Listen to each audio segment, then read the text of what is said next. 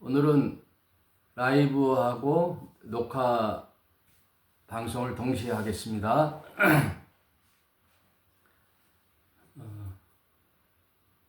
녹화 방송은 오랜만에 하죠. 얼마 되지 않은 구독자지만은 요새 왜 방송이 안 올라올까 하셨을 텐데 일요일마다 라이브만 했어요. 녹화는 안 하고.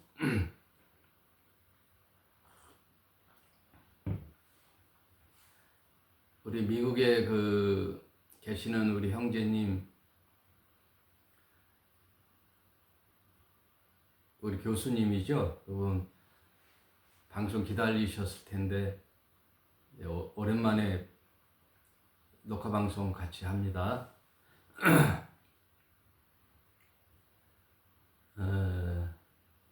김중구 집사님, 성심당 잘 갔다 왔어요? 빵이 뭐 다르던가요?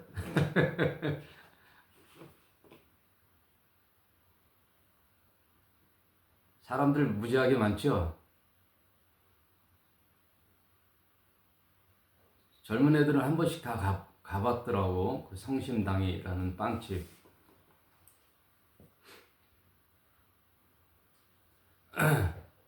오늘은 엄청 줄 섰어요. 예. 애들이 가자고 성화하니까 뭐 할 수 없이 가야 돼.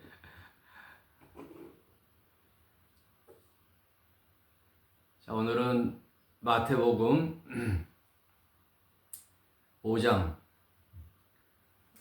지난 시간에 17절 했죠. 이때부터 예수께서 비로소, 그러니까 시제가 있잖아요. 이때부터 또 무엇을? 복음을 비로소 전파하여 가라사대 회개하라 천국이 가까이 왔노라. 그걸 지난 시간에 했죠.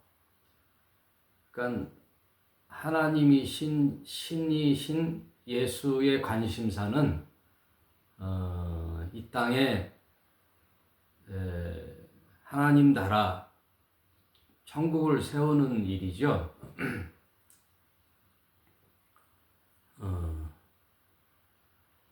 그래서 이제 지난 시간의 요지는 녹화를 안 했기 때문에 조금 하고 다음으로 넘어가면은, 보통 교회 다니면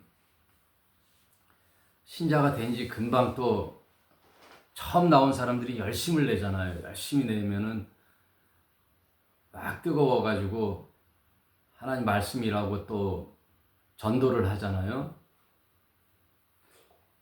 또 할머니들, 권사님들 나와가지고 전도지 돌리면서 전도를 하는데,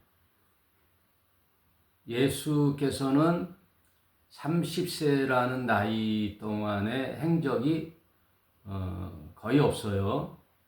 12살의 어린 시절 잠깐 나오고 전혀 없다고요. 근데 30살까지라는 것은 굉장히 긴 시간이잖아요.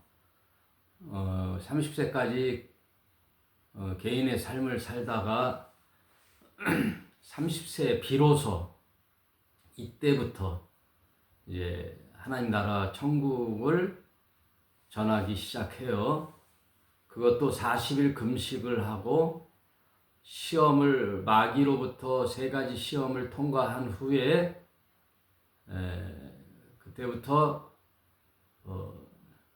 복음을 전하기 시작하니까, 지난 시간의 요지는 뭐냐면, 교회 왔다고 해서 뭐 기쁘고 구원받았다고 해서 신나가지고 막 전도할 게 아니고, 성경에 하신 말씀, 하나님은 과연 어떤 분이신가? 그의 아들 예수 그리스도는 구원자라 그러는데 그분은 어떤 삶을 사셨을까? 그리고 복음이라는 것이 뭘까?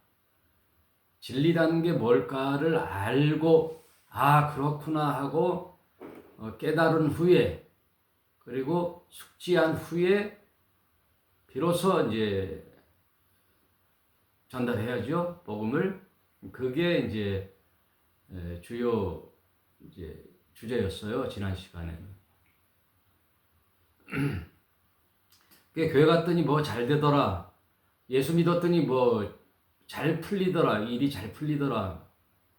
내가 막혔던 일이 풀리더라. 이런 것도 있지만 실제 내가 알아야 될 건 뭐냐면 성경의 말씀의 진리가 무슨 의미인가?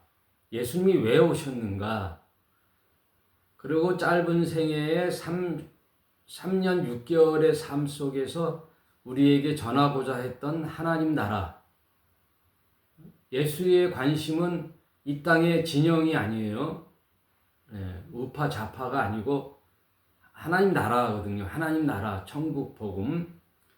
그 내용의 실체는 무엇일까를 알아가는 거, 이게 중요하단 말이에요. 그리고 나서 내가 알았던 복음이 이런 거구나 하고 가서 전하는 거죠. 예수도 그러셨다는 거예요. 그리고 오늘은 이제 18절부터 이제 12제자를 부르시죠. 12제자. 그래서 제가 칠판이 있으면 이렇게 그려가면서 하면 좋은데, 예수님을 따르던 제자가 12제자만 있는 게 아니죠. 제자 중에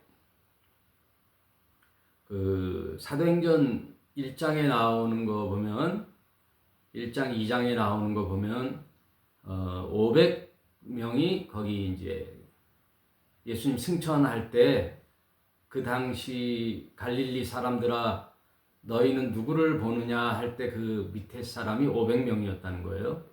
그래서 마가의 다락방에 처음 들어간 자들이 500명이었어요. 그래서 이제 그 천사의 메시지가 나오잖아요. 몇 날이 못 돼요. 너희는 예루살렘을 떠나지 말고 아버지가 내게 주시는 성령을 기다리라 하고 예수님이 말씀하시잖아요. 그 성령이 너희에게 임하면 예루살렘과 온 유대와 사마리아와 땅끝까지, 이게 이제 점점 확산이 되는 거예요. 예루살렘, 온 유대, 그리고 사마리아와 땅끝까지. 그 당시 땅끝은 스페인이죠. 복음을 전파하라 하고 그 당부를 받았던 자들이 약 500명이었어요. 그런데 예수님이 승천하시고 성령 강림할 때까지 약 열흘이 걸리거든요. 몇 날이 못 돼요 그러잖아요.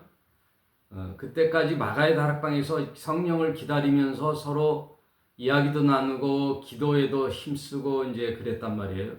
그랬을 때 하루 이틀 지나니까 이제 뭐 자기 볼 일도 있고 해서 떠나간 사람들이 있어서 마지막에 예수 그리스도가 약속하신 성령을 받은 사람은 120명이에요.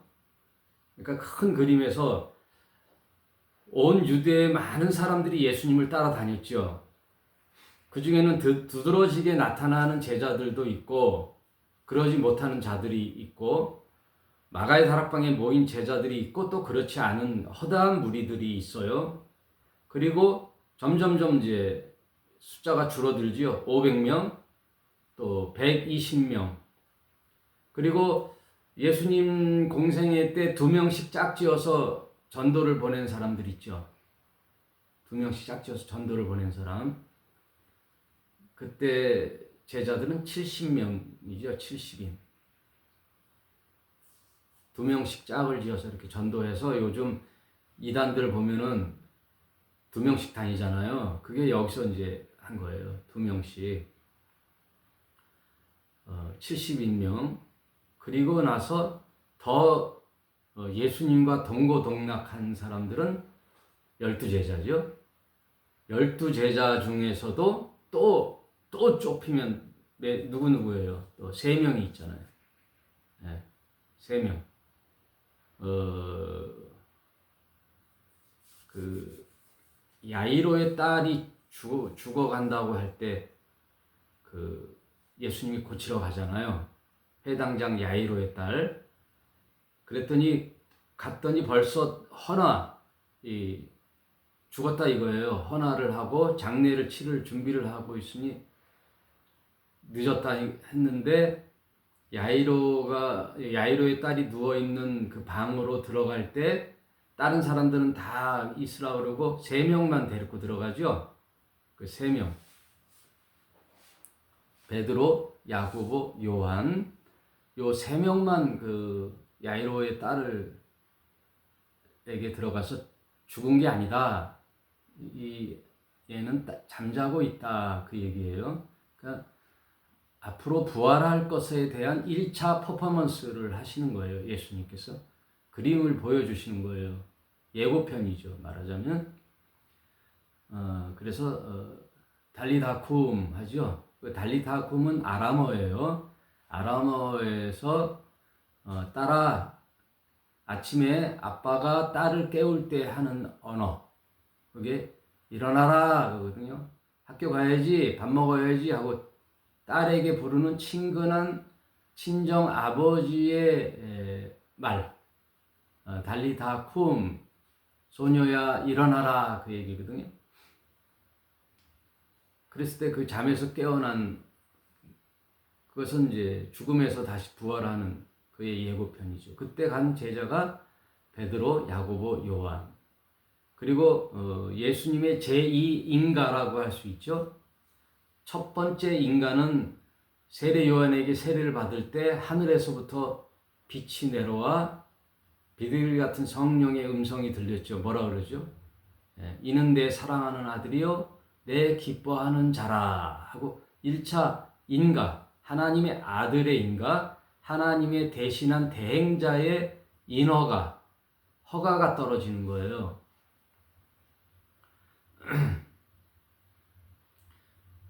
하나님 신이라고 마음대로 하시지 않는단 말이에요. 신이라고 해서 그냥 이 땅에 뚝 오시는 게 아니에요. 네? 네. 어머니 뱃속에서 태어나고 어린 시절을 보낸단 말이에요.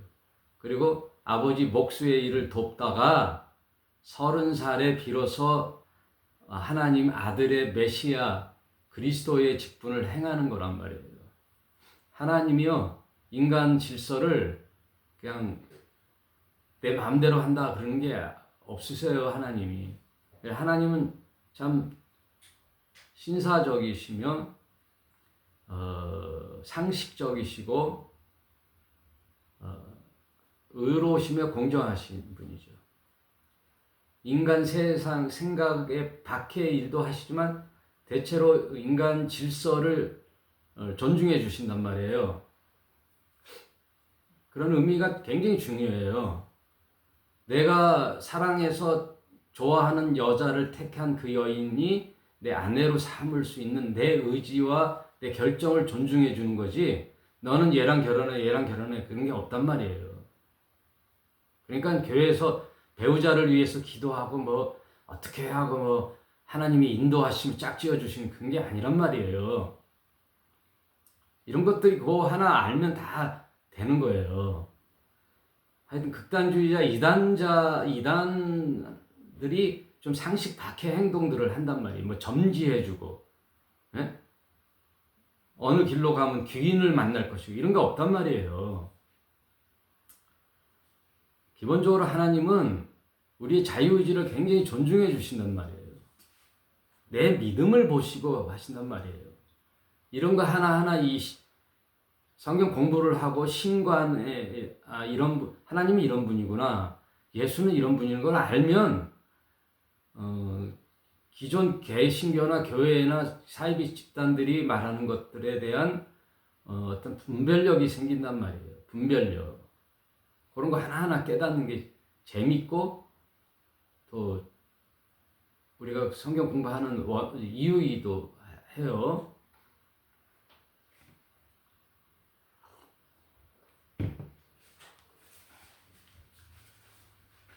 하나님은 우리의 결정을 굉장히 존중해 주신다.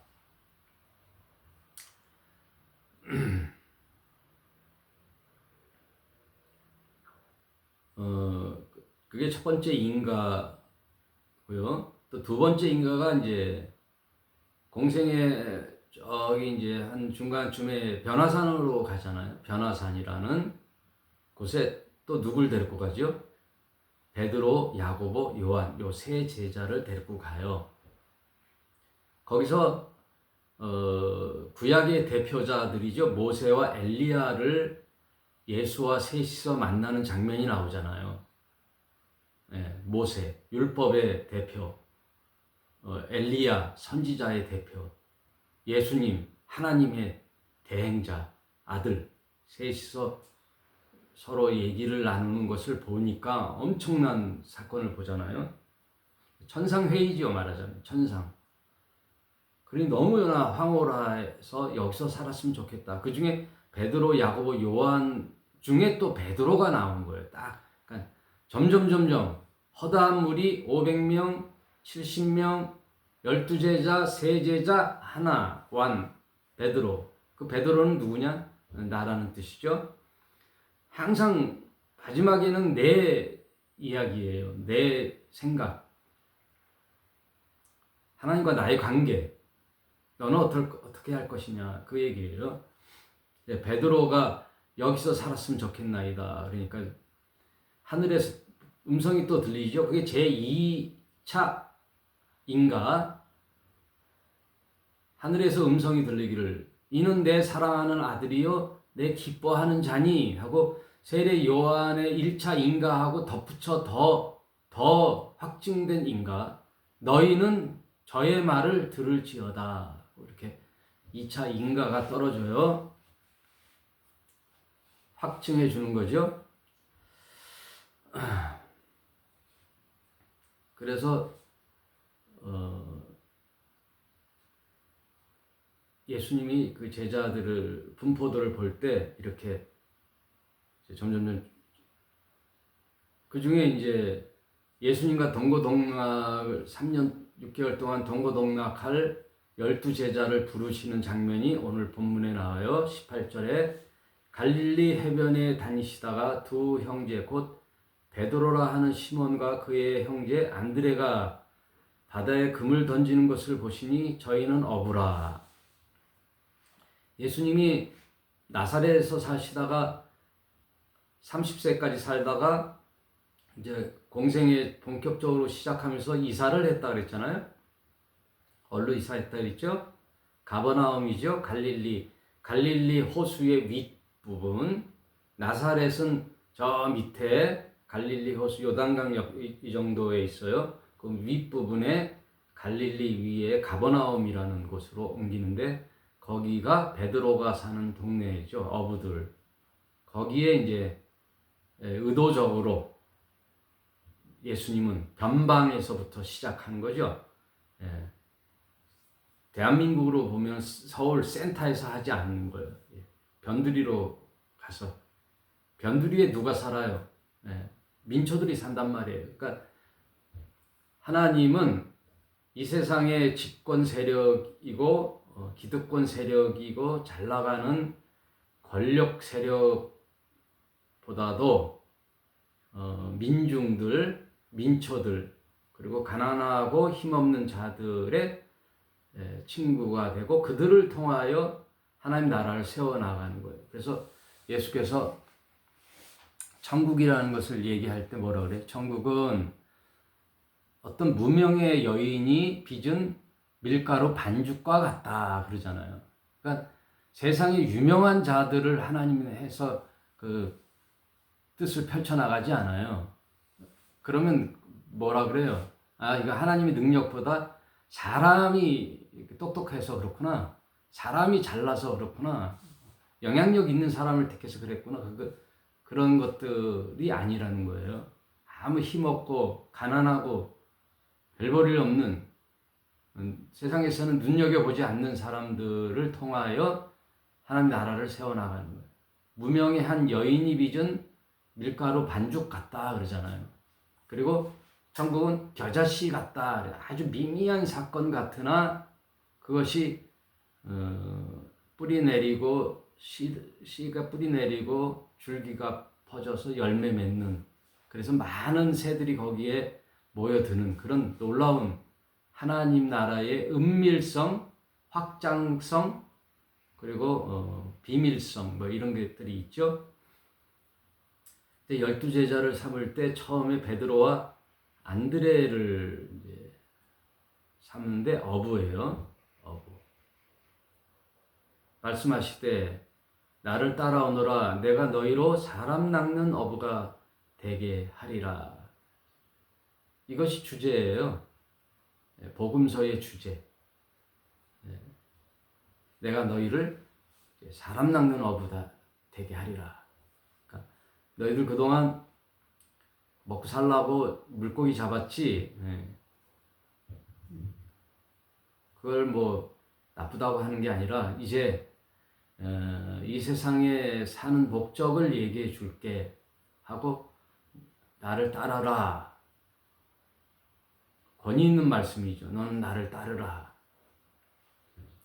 그러니까 그들이 그물을 던지는 것을 보시고 그물을 이제 버려두고 20절 저희가 곧 뭐 생각하고 나서 며칠 있다가 고민 좀 해보고가 아니라 곧 그물을 버려두고 예수를 쫓으니라. 즉시라는 뜻이죠. 마태는 이제 그런 관점에서 기록을 했는데 다른 또 복음서에 보면 어떤 내용이 있냐면 베드로와 안드레는 1차 세례 요한의 제자예요.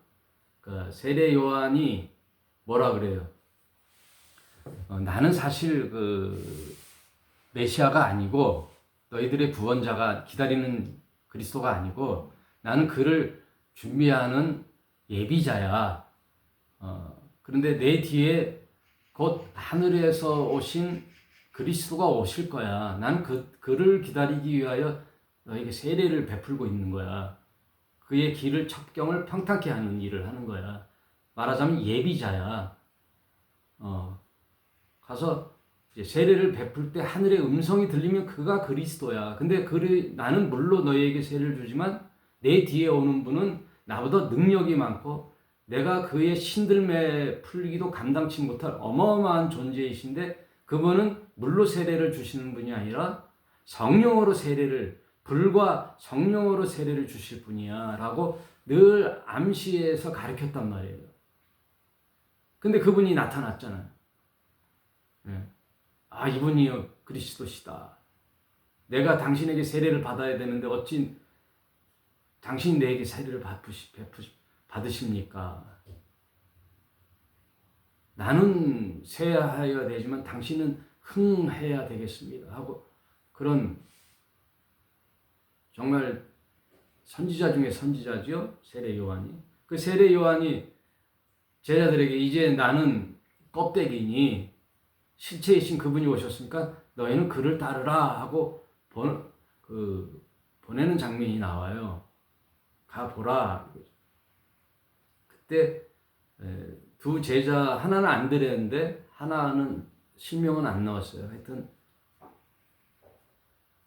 베드로와 안드레는 형제잖아요. 그러면 형제끼리는 비밀이 그렇게 많지 않잖아요. 그리스도를 만났다면 제일 먼저 형제한테 얘기하잖아요. 집에 식구들이나 형, 나 세례 요한이 그러는데 저분이 그리스도라 그러네. 형도 한번 만나보지 하고 이끌었다고 볼 수가 있어요. 아무튼 그런 걸 생략하고 마태는 바로 베드로와 안드레가 예수님의 제자가 되는 그 결론적인 부분만 딱 얘기하죠. 근데 여기서 중요한 말은 그들의 생계의 수단인 그물을 버려두고 예수를 즉시 쫓았다는 거예요. 쉬운 일이 아니죠.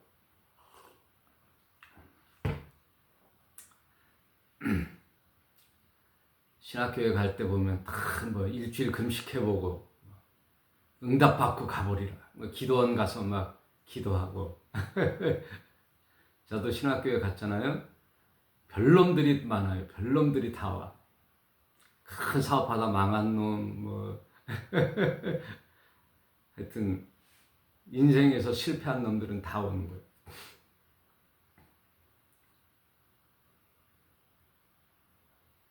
그런데 성경은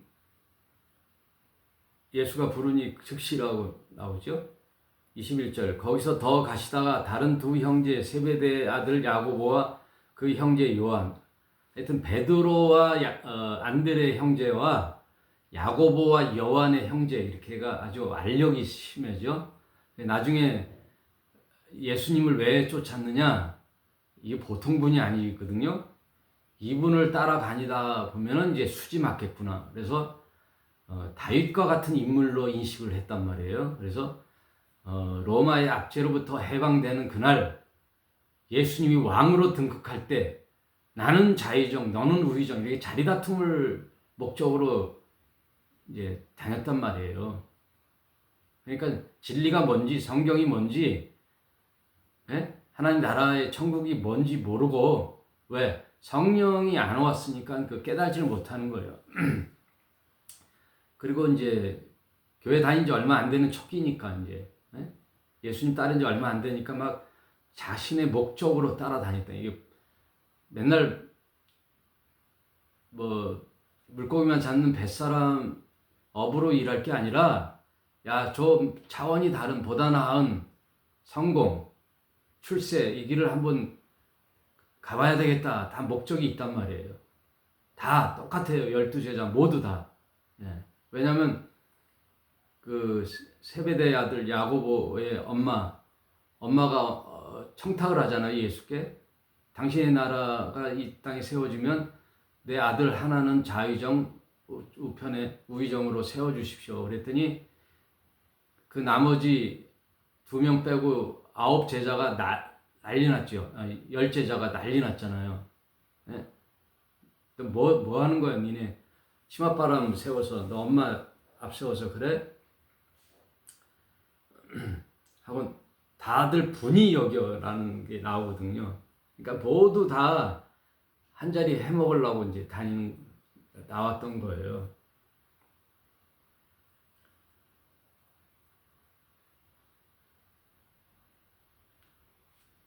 근데 이제 처음 예수님의 12제자를 부르는 장면이 나와요. 근데 이건 특별한 부르심이에요. 특별한 부르심. 하나님 나라에 대해서 뭘 알겠어요. 이제 초짜지 다들. 그러니까 처음에 부르실 때, 그런데도 불구하고 인생의 반전을 생각했는지 어떤지 그 선생님의 그 권위, 예수라는 그 자의 압도된 리더십, 그걸 보고 이제 따라간 거예요.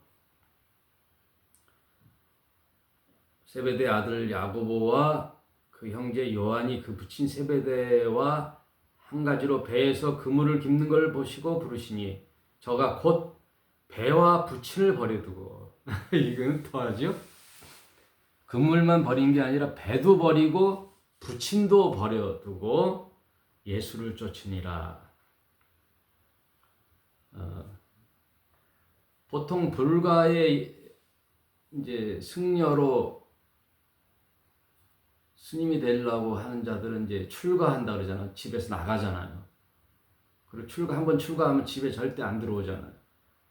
깊은 산중 절에서 수행을 하잖아요. 그 승려가 되는 길도 어마어마하게 힘들다고요. 천주교의 신부가 되는 것도 어마어마하게 힘들어요. 10년 이상 걸리죠. 그리고 스님은 절대 결혼을 안 하잖아요. 홀로. 그러니까 개신교만 목사들이 결혼을 한단 말이에요. 그러니 천주교나 불교에서 보면 약간 수준 미달 정도로 생각하죠. 목사들을 생각할 때. 그럴 것 같다는 거예요.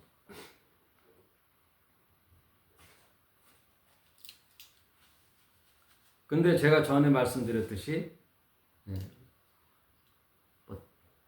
성경에는 영웅적인 요소가 없어요. 특별한 사람 이런 게 없단 말이에요. 하나님은 결혼하는 걸 배우자가 있고 처가 있고 남편이 아내가 있고 남편이 있고 이런 걸 하나님이 원하신단 말이에요. 특별한 뭐 그런 존재가 없어요. 인간은 다 똑같아요. 어떤 특별한 사람이 없단 말이에요. 뭐 하나 뛰어난 인간이 없다. 한 부분 뛰어날 수가 있어요. 그러나 다른 부분이 부족하단 말이에요. 그리고 설령 내가 어느 부분에 뛰어났다고 해도 그 뛰어난 정말 진정으로 뛰어난 사람은 겸손해야지거든요. 아이, 고수들은 겸손하잖아요.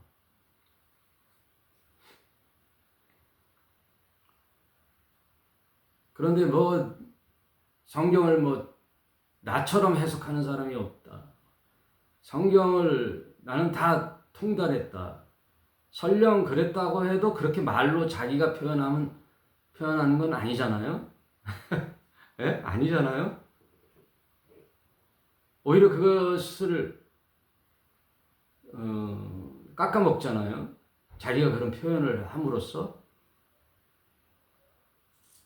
남들이 그렇게 야 목사님처럼 성경을 그렇게 해석하는 분이 없고 아 대단하십니다 해도 아니라고 해야죠. 아유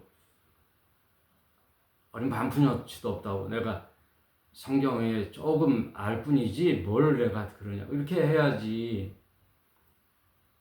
온 세상에 나처럼 해석하는 사람이 어딨냐. 대한민국의 어느 목사가 나처럼 하는 사람이 어딨냐고 하는 그러면 어떻게 하겠어요. 스스로 얼굴에 먹칠을 하는 거예요. 스스로가 자기 자신을 깎아먹는 거죠. 저는 목회할 때도 그랬어요. 자기 잘났다고 하거나 큰 교회 한다고 뭐가지 힘주고 다니는 목사들한테는 절대 인사를 안 했어요. 예? 존경심이 안 가더라고. 아니 뭐 성도들이 뭐 자리가 좋아서 또 후임자로 가서 그렇지 뭐 자기가 뭘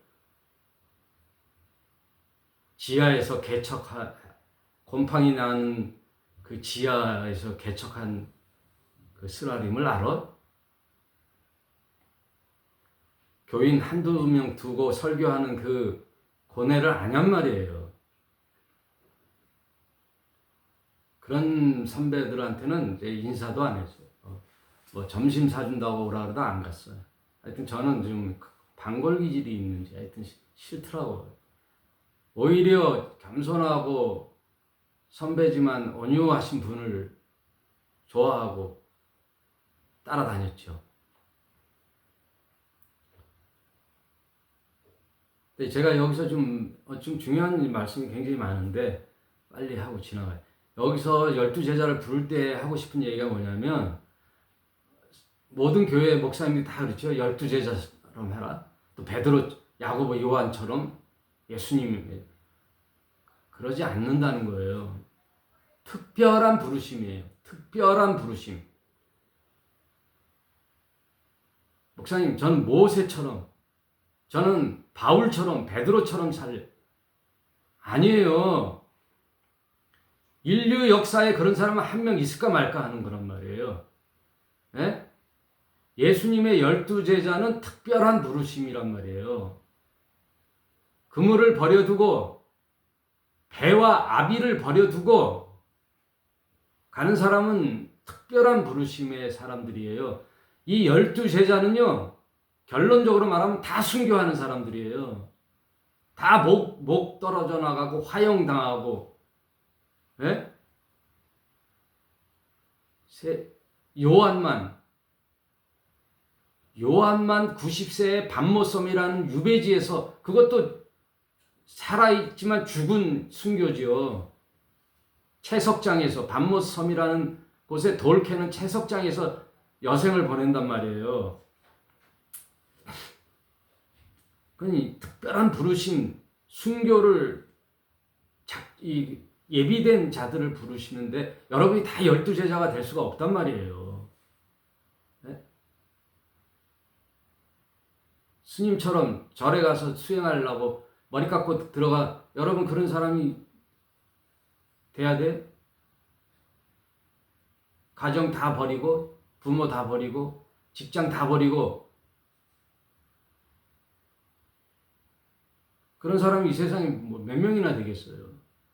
그 12제자는 특별한 부르심이란 말이에요.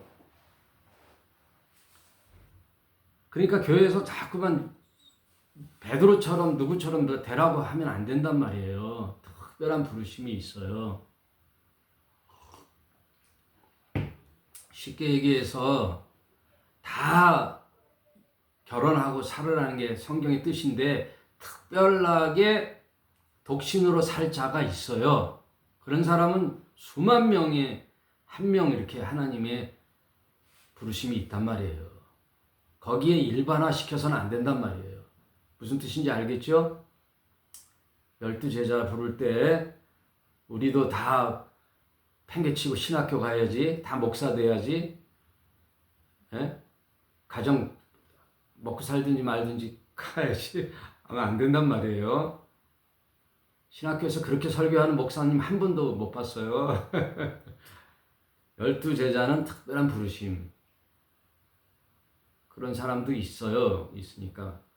그러나 예수님을 따르는 그 외곽에 70인 제자도 있고 또 여인들은 보면 늘 예수님의 먹을거리와 잠잘 곳 수발 들잖아요. 예? 베드로 장모 이런 사람들이 다 수발 들잖아요. 세베대 그 야고보와 요한의 어머니 이런 분들이 다 마리아, 막달라 마리아 이런 나사로의 누이들 이런 사람들이 다 나타나지 않지만 예수님의 진정한 제자들이란 말이에요. 또 갈릴리 해변에 모였던 500문도 그리고 또 예수님을 쫓아다녔던 허다한 무리들 다 제자란 말이에요.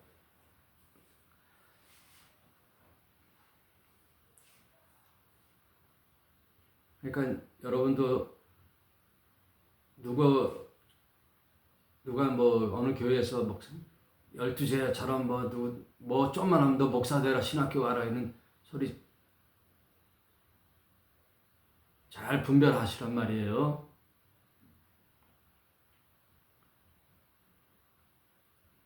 (23절) 예수께서 온 갈릴리에 두루 다니사 저희 회당에서 가르치시며 천국 복음을 전파하시며 백성 중에 모든 병과 모든 약한 것을 고치시니 그의 소문이 온 수리아에 퍼지신지라.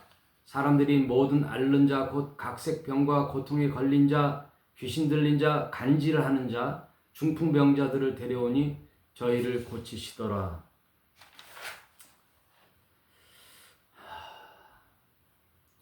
제가 카톡에도 올려놨듯이 우리 하나님은요 이 땅에 고치시러 오셨어요. 잘못된 걸 고치시러, 뒤틀린 이 세상의 질서를 바로잡으시러 신이신 분이 정말 인간이 되어 오셨어요. 그래서 깜짝 놀랐어요. 하나님이신 예수, 신이 이 땅에 오셔서 깜짝 놀랐어요. 왜요? 인간이 이런 흑암의 세상에서 고통받고 있구나. 그래서 4장 1절에 뭐가 나와요? 예수께서 40일을 밤낮으로 금식하신 후 줄이신지라. 예수님도 배고파요. 하나님의 아들이시지만 인간으로 오신 예수님은 배고픔을 안단 말이에요. 인간의 배고픔을 안다. 하나님이 신이신 분이 배고픔을 알았어요? 몰랐어요? 몰랐잖아요. 배고픈 걸 모르잖아. 신이 어떻게 알아? 인간의 처지를. 그러니까 인간 돼서 오셨더니 밤낮 40일을 금식하신 후 줄이신지라. 아, 인간 배고프구나. 또 마귀의 3가지 시험을 받으신 후, 아, 인간은 늘 이런 마귀로부터의 시험에 노출되어 있구나. 예. 역지사지가 됐단 말이에요. 입장을 바꿔 생각해 보니 아, 인간의 형편을 아신단 말이에요. 그래서 예수님이 인간에게 무한한 긍휼하심과 동정심이 가거든요. 긍휼하심. 아련함이 있는 거예요. 아버지가 자녀를 생각할 때 그 신이 인간을 볼 때 그 아련함, 안타까움인 걸 친히 체험하시는 거예요. 이건 어떤 종교에도 없어요. 이슬람의 알라신은 절대 몰라요. 초월신, 인간이 된 중보자가 없잖아요. 불교는 더 이상 더 모르고, 내가 이걸 준비하면서 이사야서를 살펴봤더니 너무나 이사야서가 엄청난 책이더라고요. 엄청난 책.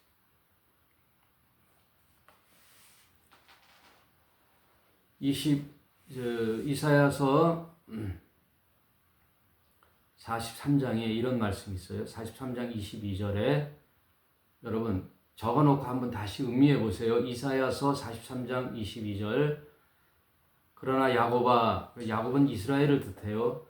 너는 나를 부르짖지 아니하였고 이스라엘아 너는 나를 괴로워하지 아니하였으며 너희의 그 번제의 양을 내게로 가져오지 아니하였고 내 제물로 나를 공경하지 아니하였습니다. 나는 예물로 인하여 너를 수고롭게 아니하였고 유향으로 인하여 너를 괴롭게 하지 아니하였거늘. 그러니까 무슨 뜻이냐면 하나님은 너희의 그 번제물 그리고 예물, 유향, 향료 뭐 이런 거를 보고 우리를 인식하는 분이 아니란 말이에요. 그런 거 보고 하나님이 우리에게 뭘 주고 그런 분이 아니란 말이에요. 보통 우상 같은 그런 분이 아니란 말이에요. 무슨 뇌물을 가지고 재물을 보고 뭐 우리에게 응답하고 그런 게 아니란 말이에요. 하나님은 본 뜻은 그게 아니야. 너는 나를 위하여 돈으로 향품을 사지 아니하며 희생의 기름으로 나를 흡족하게 아니하고 내 죄짐을 나를 수고롭게 하며 내 죄악으로 나를 괴롭게 합니다. 그런 게 아니라 실제 내가 괴로워했던 건 뭔지 아냐? 너의 그 죄악 때문에 그런 거야. 너의 그 죄 때문에 내가 괴로워하는 거야. 하나님께 무슨 재물이나 뭘 갖고 오는 예물로 하나님이 기뻐하는 게 아니라 하나님을 떠난 인간들의 그 추악한 죄상을 보고 그거에 안타까운 거지. 그래서 하나님은 늘 뭐라 그래요? 돌아오기를 원하는 거지. 재물이나 돈이 그런 게 아니란 말이에요. 희생 재물이 아니란 말이에요. 실제 마음에 하나님을 사랑하고 하나님을 찾느냐 그걸 보신다는 거예요. 그래서 나는 곧 너희를 위하여 내 허물을 도말하는 자니 내 죄를 기억지 아니하리라. 만약에 돌이켜서 그렇게 오면 내 죄를 도말하여 주고 내 죄를 기억하지 아니하리라. 대저 내가 가란 자에게 물을 주며 마른 땅에 시내가 흐르게 하며 나의 신을 내 자손에게 나의 복을 내 후손에게 내리니 그들이 풀 가운데서 솟아나기를 시냇가에 버들같이 할 것이라. 이스라엘의 왕인 여호와 이스라엘의 구속자인 만군의 여호와가 말하노라. 나는 처음이요 나는 마지막이니 나 외에 다른 신이 없느니라. 나는 유일한 너의 아버지야. 아버지가 자식을 사랑하고 베풀듯이 내게로 돌아오라.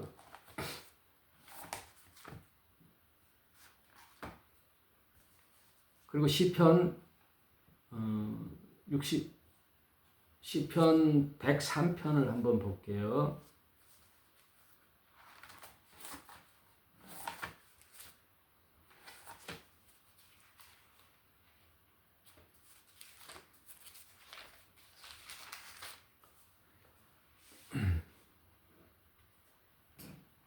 시편 103편 8절 여호와는 자비로우시며 은혜로우시며 노하기를 더디하시며 인자하심이 풍부하시도다.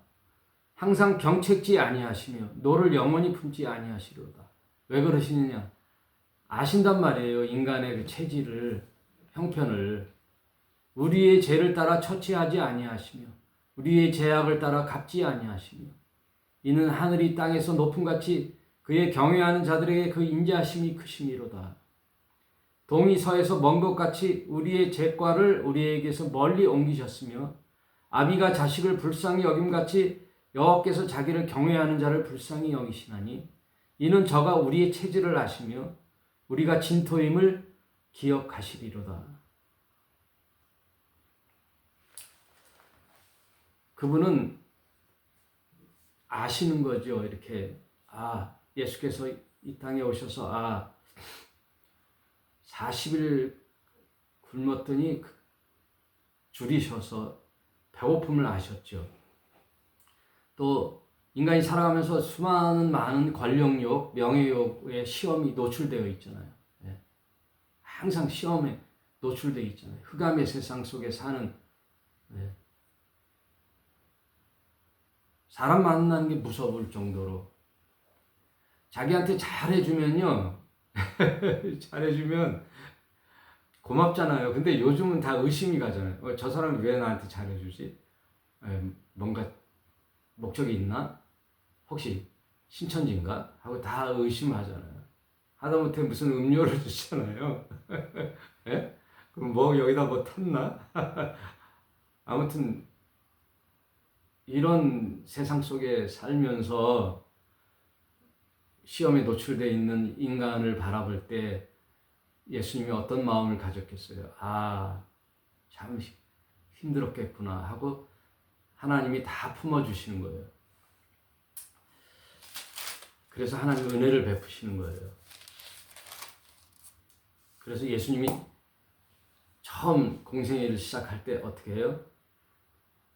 온 갈릴리를 두루 다니며 모든 병든 자, 회당에서 하나님 말씀을 가르치시면서 또 여기저기 다니시면서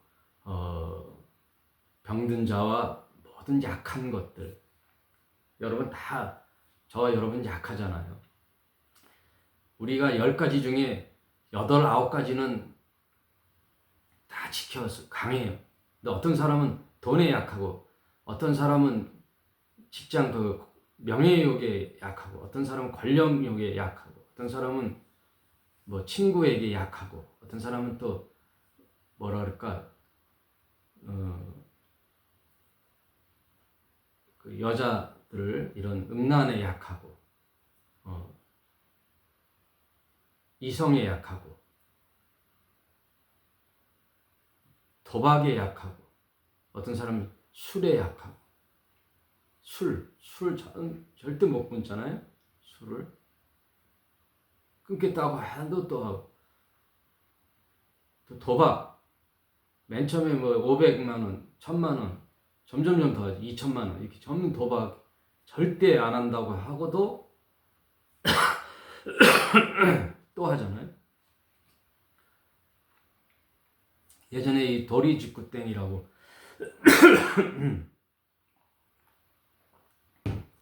이렇게 두 장씩 이렇게 화토를 해서 이렇게 손을 이렇게 하잖아요. 이렇게 TV 영화나 이런 데 보면 타짜라는 영화 같은 데 보면 이렇게 해서 숫자를 합쳐서 9가 제일 높아요. 근데 이제 뭐 땡이 나오고 그 중에 10과 10이 두 장이 들어오면 장땡이에요. 죄송합니다. 근데 광으로 3하고 8이 들어오면 그건 38광땡이라고 제일 높아요. 제일 높은데 그거보다 또 한 끝발 높은 게 있어요. 뭐냐? 9하고 화토에 9하고 흑살이 4를 잡으면 9사라 그래서 다시예요. 그거. 네? 9사. 그 판이 무효라는 뜻이에요. 9사. 그래서 38 광땡이 최고 높은 줄 알았는데 9사가 있으면 다시 내려놓고 다시 해요. 목사님 왜 이렇게 잘 알아요? 옛날에 많이 해봤어요. 근데 뭐 친구끼리 이렇게 재미로 하는 건 그런데 도박장에 가서 하면 돈을 잃고 나면 집사람이 난리 나잖아요. 집안 막 땅 문서 훔쳐와서부터 하잖아요. 그래갖고 이걸 이제 자르는 거예요. 손가락을 이렇게 못하게. 다시는 안 한다고 해놓고 뭘로 하냐면 이렇게 보고 발가락으로 한다는 얘기예요. 그만큼 도박 중독은 끊기가 힘들다. 술 중독, 요새는 이제 마약, 마약 중독이 끊기 힘들지요. 이런 모든 것들을 하나님, 예수님은 아신다는 거예요.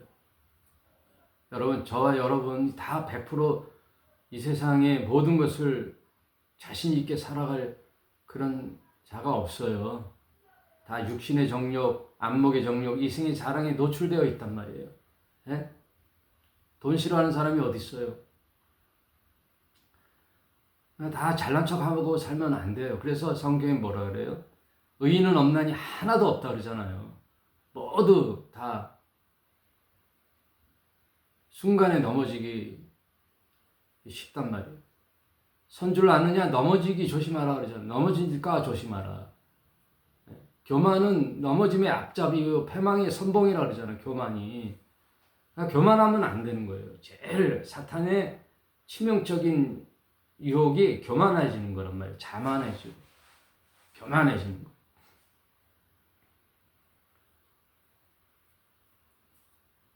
항상 주님 앞에 겸손하고 엎드리고 사람을 볼 때 저럴 수가가 아니라 저럴 수도 있겠구나. 나는 유의해야 되겠구나 하고 반면 교사로 삼고 그래야지. 다 비판하고 비판하는 비판자 너희가 그 비판에 당하리라 그러잖아요.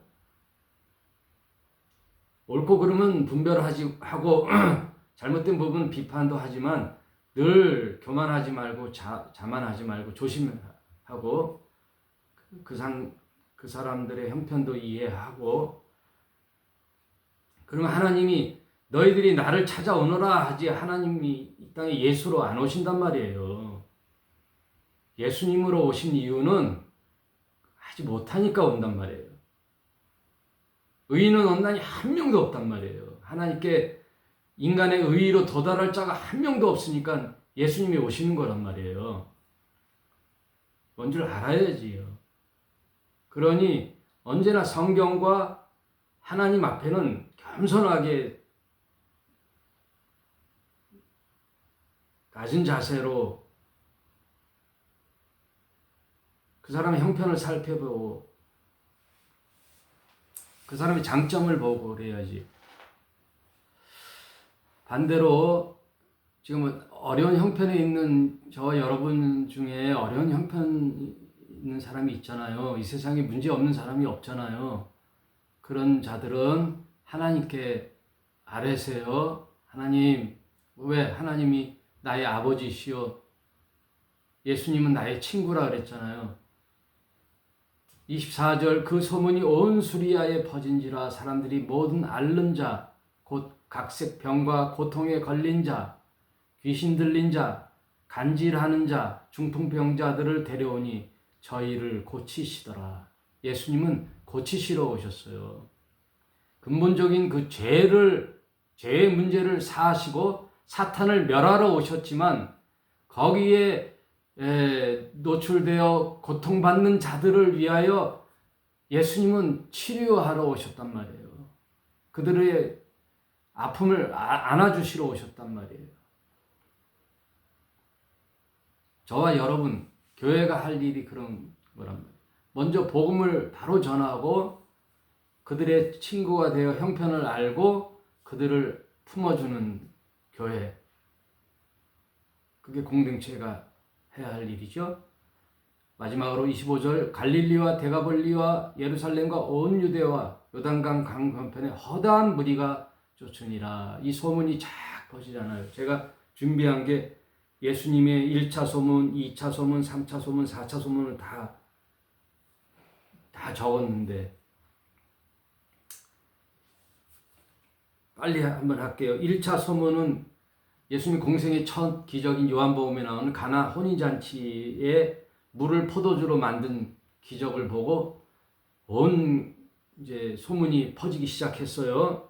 또 2차 소문 각종 병자, 귀신 들린 자, 나병 환자, 소경들을 고치시니까 이런 분들에게 이분에게 나갔더니 다 고침을 받더라 하고 막 몰리기 시작하는 거예요. 2차 소문이 났어요. 3차 소문 결정적인 소문으로서 예수님의 공생의 중반 부분에 이제 예루살렘 성전에 가서 그 장사하는 것을 다 뒤집어 엎잖아요. 그래 하나님 집을 강도의 소굴로 만들었도다 하면서 다 뒤집어 엎으면서 내 집은 만민이 기도하는 집이라고 선언하지만 결국 성전이 이제 유대교의 종교가 종말을 구하고 성전이 필요 없음을 선언하면서 성전 파괴, 성전 시위를 하는 거죠. 데몬스트레이션. 이제 성전의 효력과 용도가 끝났다는 거예요. 왜? 자신이 이제 성전 대신 예수님이 이 땅에 오셨잖아요. 그래서 인간이 성전을 통하여 하나님을 만났지만 이제는 성전이 필요 없고 예수님을 통하여 만나는 거예요. 그래서 성전 제도가 끝나는 거예요. 그럼 뭐가 끝나요? 제사장 제도가 끝나는 거예요. 짐승의 제사가 끝나는 거예요. 모든 헌물과 11조와 유대교의 종교적 절차 의식이 다 끝나는 거예요. 사망 선고 끝. 그걸 예수님이 이제 하시는 거란 말이에요. 그랬더니 온 이스라엘 유대 땅에 소문이 쫙 퍼졌죠. 그러면서 이제 클라이막스의 마지막 한 방이 뭐예요? 나사로, 죽은 나사로를 살리시는 부활의 퍼포먼스를 하시잖아요. 그게 최고 클라이막스예요. 여태 소경을 눈뜨게 한 자가 없을 정도였는데 그거에 죽은 자를 살린 사건이 나오잖아요. 죽은 3일 된 나사로를 무덤에서 건져낼 때 그 놀라운 그게 온 유대 땅에 퍼지는 사건이 나오잖아요. 그건 뭐냐? 하나님의 아들 예수께서 이 땅에 오셔서 우리 인간의 처지를 아시고 행하시는 모든 복음, 이게 사복음서에 다 기록되어 있잖아요. 여러분, 저와 여러분은 세상의 어떠한 정파나 정치 세력이나 그건 각자의 삶에서 각자의 소견대로 신념대로 할 것이지만 실제 우리는 뭐예요? 사람 낚는 어부, 천국 백성 운동하는 거예요. 실제 이 땅에 육신으로 살아가는 동안은 민주주의 사회를 이루어 나가는데 애를 써야 되겠지만 결정적인 우리 신자는 하나님 나라 복음 운동을 하는 거예요. 그래서 결론은 뭐예요? 사람 낚는 어부. 아셨죠? 네. 12제자뿐만 아니에요. 12제자가 아니더라도, 목사가 아니더라도, 특별한 전도자가 아니더라도 내 생활을 하면서, 가정생활을 하면서, 직장생활을 하면서 다 각자의 처해진 여건에 따라 사람 낚는 어부, 복음 운동을 하는 거예요. 꼭 나처럼만 해라 하는 게 아니란 말이에요. 예? 알겠죠? 거기서 좀 유의해야 돼요. 나처럼 해라. 다 목사 되라. 다 뭐 저기 가서 시위해라. 뭐. 그거 아니에요. 할 사람도 하고 여건이 되는 사람 하고 각자의 소견대로 자기의 그 신념대로 각자의 위치에서 민주 시민의 역량도 발휘하지만 본질적인 나의 미션은 사람 낚는 어부. 이렇게 오늘 정리하도록 하겠습니다. 오늘 좀 길어졌네요. 여러분 감사합니다.